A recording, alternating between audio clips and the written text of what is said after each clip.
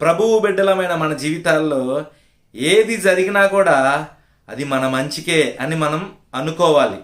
ఎందుకంటే ఏది జరిగినా కూడా దేవుని చిత్తం లేకుండా అది మన జీవితాల్లో జరగదు. ముఖ్యంగా క్రైస్తవులమైన మన జీవితాల్లో, దేవుని బిడ్డలమైన మన జీవితాల్లో దేవుని చిత్తం లేకుండా ఏది జరగదు అని మనం విశ్వసించాలి.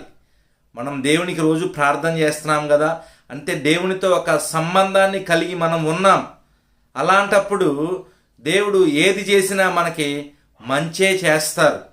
మనం అప్పటికప్పుడు జరిగేదాన్ని చూసి ఇలా ఎందుకు జరిగింది అని మనం చాలాసార్లు అనుకుంటాం, కానీ దాని పర్యవసానం మనకి అప్పటికప్పుడు తెలియదు. కానీ దేవునికి సమస్తము తెలుసు.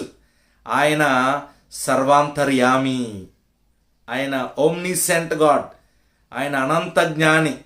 కాబట్టి ఆయన తెలిసిన దాంట్లో కొంచెం కూడా మనకి తెలియదు. కాబట్టి సమస్తం దేవుని చేతిలో పెట్టాలి. మనం దేవుని చేతిలో పెట్టినప్పుడు దేవుడు ఏది చేసినా అది మన మంచి కోసమే చేస్తారు అని మనం విశ్వసించాలి. దేవునికి స్తోత్రం. దేవుని నామానికి మహిమ కలుగును గాక. అప్పుడు మన జీవితాల్లో మనం సంతోషంగా ఉండగలుగుతాం, ఆనందంగా ఉండగలుగుతాం. ఇప్పటికిప్పుడు దేవుడు మన జీవితంలో చేసిన దాని వలన మనకి ఏమీ ఉపయోగం లేకుండా ఉండకపోవచ్చు. కానీ కొన్ని రోజులు గడిచిన తర్వాత, కొన్ని సంవత్సరాలు గడిచిన తర్వాత అప్పుడు అనుకుంటాం ఏమనంటే, అరే దేవుడు మన కోసం ఇంత గొప్ప మేలుని దాచి ఉంచారు కదా అని అనుకుంటాం. నేను కూడా నా జీవితాల్లో ఒకానొక సందర్భంలో దాదాపు ఒక 10 సంవత్సరాల క్రితం అనుకుంటా, 9-10 సంవత్సరాల క్రితం చెన్నైలో ఒక గవర్నమెంట్ జాబ్ అప్లై చేశాను సైంటిస్ట్గా, ఫార్మకాలజీ డిపార్ట్మెంట్లో. అది నాకు చెయ్యి దాకా వచ్చి పోయింది. అరే దేవుడు ఎందుకు ఇట్లా చేశారు, అది నాకు వచ్చిద్దని నేను అనుకున్నాను కదా అనుకున్నా. కొన్ని రోజులు బాధపడ్డాను. కానీ దేవుడు ఇప్పుడు నన్ను ఉంచిన స్థానం దానికన్నా చాలా గొప్ప స్థానంలో దేవుడు నన్ను ఉంచారు.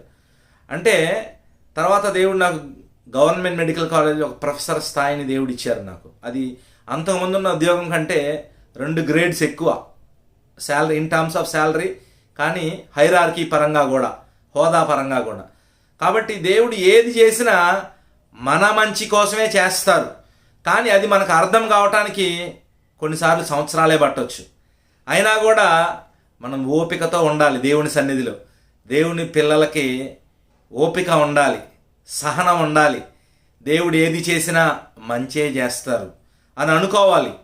ఎందుకంటే ఫ్యూచర్లో మనకు అర్థమవుతుంది, ఓహో దేవుడు దీనికోసం ఇది చేశారా అని.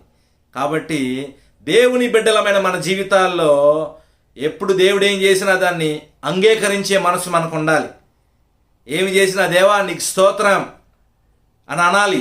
అటువంటి పరిస్థితిలో మనం ఉండాలి, అటువంటి స్థితిలో మనం ఉండాలి. అప్పుడు దేవుడు సంతోషిస్తారు. నా బిడ్డ నేనేం చేసినా సంతోషపడుతున్నారు కాబట్టి ఇంకా ఉన్నతమైన స్థానంలో వీరిని ఉంచాలి, ఇంకా ఉన్నతమైన స్థితిలో వీరిని ఉంచాలి అని దేవుడు అనుకుంటారు. దేవుడు గొప్ప చేయటం మొదలు పెడితే ఎవరైనా ఆపగలుగుతారండి చెప్పండి? దేవుడు కార్యం చేయగా దానిని త్రిప్పివేయగలిగిన వాడు ఎవరు లేరు. దేవుని హస్తము కంటే బలమైన హస్తం ఇంకోటి కలదా? లేదు. ఆయన హస్తం బలమైన హస్తము. ఆయన అద్వితీయమైన దేవుడు. ఆయన గొప్ప కార్యములు చేయటలో ఆయనకు సాటి అయిన వారు ఎవరు లేరు. నువ్వు విశ్వసించినట్లయితే, నువ్వు మోకరించి ప్రార్థన చేయి, దేవుడు నిన్ను ఉన్నతమైన స్థానంలో ఉంచుతారు. దేవుడు నీ జీవితంలో చేసిన పనులను బట్టి దేవుడిని స్తుతించు. దేవా నువ్వు ఇది నా జీవితంలో చేశావు, నీకు స్తోత్రం అను.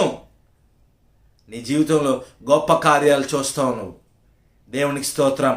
దేవుడి నామానికి మహిమ కలుగును గాక.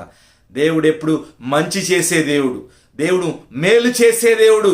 ఆయన మంచి దేవుడు. ఆయనలో మంచి ఉంది, చెడు లేదు. ఆయన మన కోసం తన ప్రాణాన్ని అర్పించిన దేవుడు. మన శాపముకు తొలగించడం కోసం ఆయన శాపాన్ని మోసిన దేవుడు, శాపగ్రాహిగా మారిన దేవుడు. అలాంటి దేవుడు యేసు ప్రభు. తెలుసా యేసయ్య గురించి నీకు? తెలిసినట్లయితే మంచిదే, తెలియకపోతే తెలుసుకో. ఆయన మంచి దేవుడు, నిన్ను పరలోక రాజ్యం చేర్చే దేవుడు. ఆయన సత్యదేవుడు. సత్యాన్ని అనుసరించే బిడ్డలుగా ఉండాలి ఆయన పిల్లలమైన మనం. కాబట్టి ఏది చేసినా అది మనకి యేసులో అది మనకి మంచిదే అని అనుకో. దేవుడు నిన్ను దీవిస్తారు. దేవునికి స్తోత్రం. దేవుడి నామానికి మహిమ కలుగును గాక. దేవుడు మనల్ని దీవించి ఆశీర్వదించును గాక. ఆమెన్.